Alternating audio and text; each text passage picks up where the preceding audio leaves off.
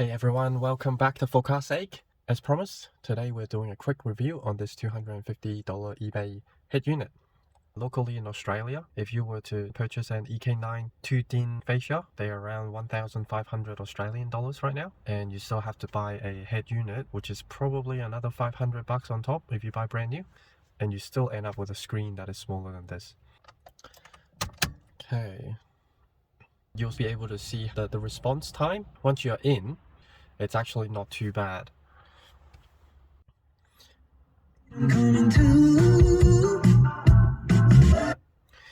So you would have heard me switch on the ignition just then, and as you saw, it did take some time to boot up, but overall it's not too bad, and the audio surprisingly is pretty good as well, which I was pleasantly surprised.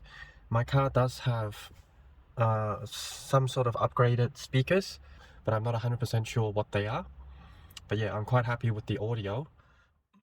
The only downside right now is the radio signal isn't very strong.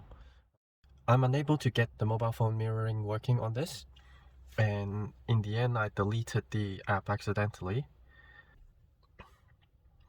And just to give you a quick demonstration of Google Map, I will be blurring off some of my personal detail and location, etc. But you'll still be able to see how the response time on how quickly this works and how it all works, etc. So as you can see, the map is taking a while to come on, but once you're in and once you've got the destination en route, it's actually not too bad.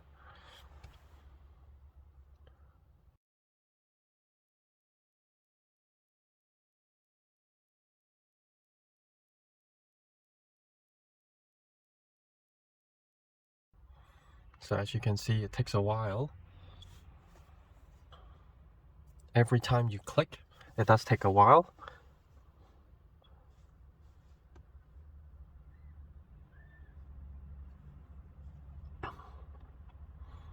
So I'm just going to search.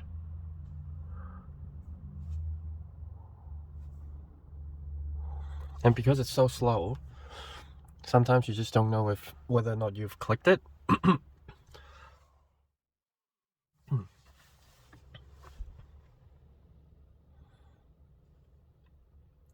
So as you can see, I've clicked South Bank.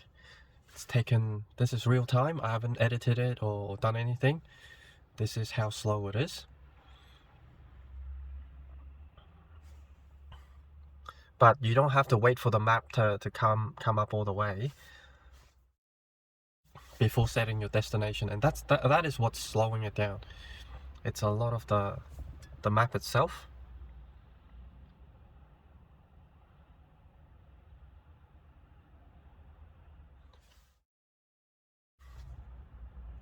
If you don't wait for it to load up all the map, it's actually not too bad. So for an example, instead of doing what I did, getting the full direction and start route,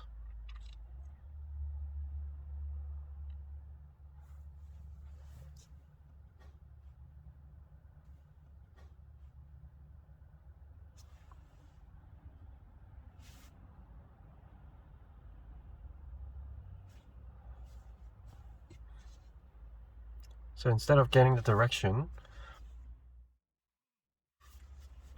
you directly press start.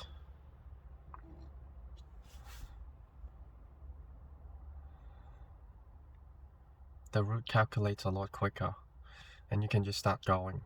So there are just little things here and there that you have to get used to with this head unit. And another thing I've noticed is the alert here. If you have the radio or YouTube music or anything else running and an alert comes up, it'll cut off the music, but it won't bring you back the music, so it'll just go quiet after that.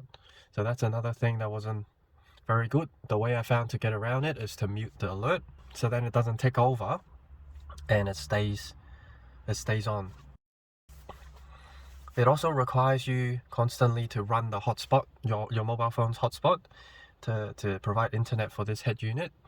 As far as I can see, there's no way of inserting a SIM.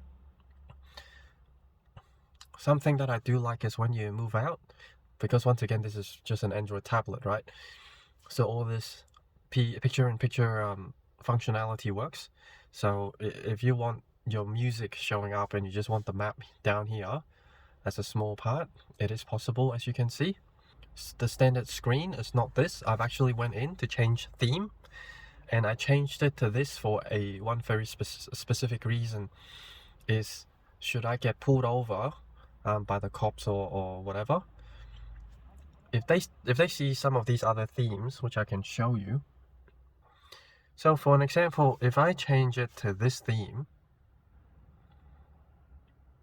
if you do get pulled over and the cops, give it a sec to load, and the cop sees all these different apps on there and immediately recognizes it as an Android tablet, it might raise a few questions. And in particular, if they see anything like YouTube, Netflix, any of that kind of video streaming stuff, then it's gonna be potentially be a bit of a problem. That is why I picked the theme that I did. Remember, this is an Android tablet, right? So whatever you can find on Play Store, you can pretty much install on here. And you might want some additional apps, but what I did pretty much straight away was deleted the built-in sat nav, because that sat nav is hopeless. And by deleting it, it actually seemed to have sped up the head unit's performance. Now that I have deleted the built-in navi, built-in sat nav, when I click that, it actually runs Google Maps for me. So I don't need 2 Google Map links. And another thing is, this is probably more me specific, because the head unit doesn't seem to know when I do or don't have my headlights on. And as a result, these buttons here didn't light up for me. And so, just like as you saw, it's currently nighttime. You can see the time now, and the Google Map is still in the daytime mode. So just little inconvenience for me, but it's easy enough to adjust the brightness just up there as well, so it's not too bad. I was trying to do a quick update, which is probably not helping currently with the speed. The Bluetooth seems fine. I've spoken on the phone with it. I don't have a problem. I haven't got the additional microphone. It's just the built-in one on the unit here, and it seems to be fine. If you're a bit of a sound person, you are able to adjust the mixer on the sound here. There are quite a lot of default settings already. So far, I have found rock to be the best. So that's where I've set it as. You can also manually manipulate any of these as you wish. I'm not that savvy, so probably not too good for me. Overall, with this head unit, I would simply suggest try to remove as many apps as possible. Especially map apps. For an example, this came standard with Waze as well, and I've actually deleted it because it doesn't work. And when you go into Google Play Store, just be really patient with it, because it is very, very slow. Especially during download and install, it is pretty slow.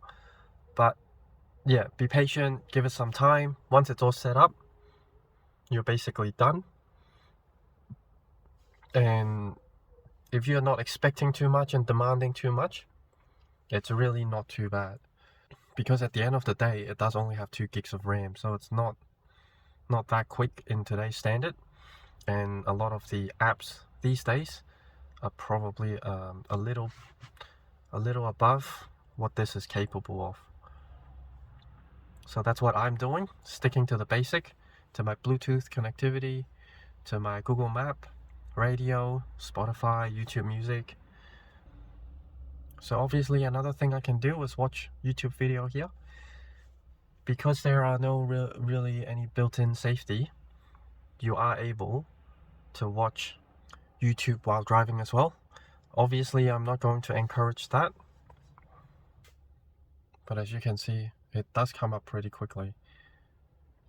Hope you guys have seen my installation video as well. But yeah, there's no lag with the video, etc.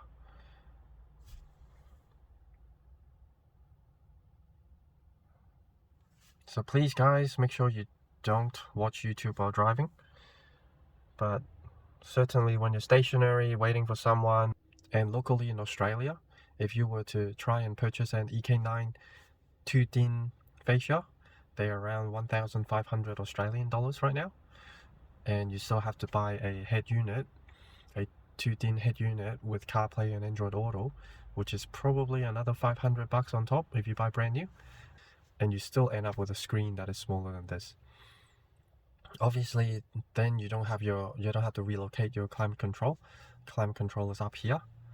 But I just think, personally, this is a pretty solid upgrade for just 250 bucks. Hopefully you guys enjoyed this and find this helpful. If you enjoyed this video, please like and subscribe. I would really appreciate it. Thank you very much.